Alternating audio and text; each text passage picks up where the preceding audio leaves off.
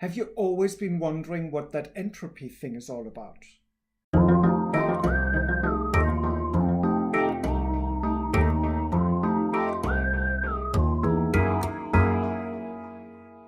Entropy is the gradual decline into disorder. You can probably see how this works for decluttering.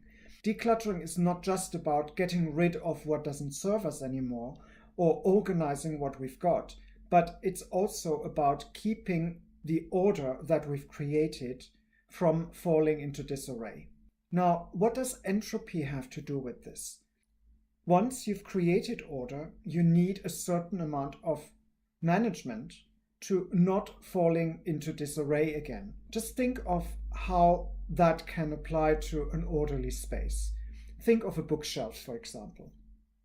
You may have spent time organizing your bookshelf into a system that works for you. That could be alphabetical, that could be by subject, could be by color for all I care, as long as it works for you. But then think about this system, how it develops over the next couple of weeks, months. Whenever you take a book out and imagine you're living with other people who work with the same bookshelf, whenever you take something out, it takes a certain amount of organization to put the book back where it came from.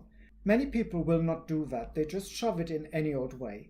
And in no time at all, maybe within a couple of weeks, you'll find that your bookshelf isn't quite as organized anymore. And it takes a bit of effort to keep it the way it should be. Now, think back at your decluttering session that led to the proper organized bookshelf. It took a lot of time and effort if the bookshelf was utterly disorganized. Maybe you spent some time separating books out that you didn't want to keep. Maybe you chucked some away, maybe you gave some to charity, and you ended up, after a long series of hours, with a bookshelf that was just right. Now you have to manage it to keep the entropy from kicking in and making it disorganized again. Just think of other things that could fall into disarray. The coat rack in your entrance hall, the kitchen cupboard with the mugs.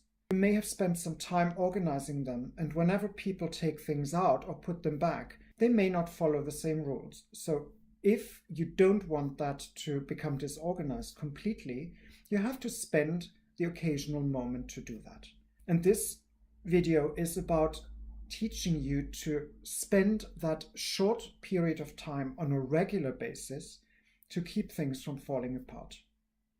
It may sound now that you have to spend a lot of time on that, but you don't really. When you do a decluttering session, yes, you spend a lot of time making it just so. But that's because you haven't spent regular amounts of time in the past. It just became disorganized because nobody ever looked after it. So once it's clean, spend the occasional minute or two to keep it that way. For the kitchen cupboard, for example, you may want to do this every time you did your dishes. For the coat rack in your entrance hall, you may do that once every 2 weeks. For the bookshelf, it may only be necessary every couple of months. The point here is that whenever you realize things start to dishevel, spend a moment and sort it out. That's how you keep it from becoming completely disorganized again. And in the long run, you'll save a lot of heartache and work when you have to declutter completely. Keep that in mind, stay clutter aware, come back for more.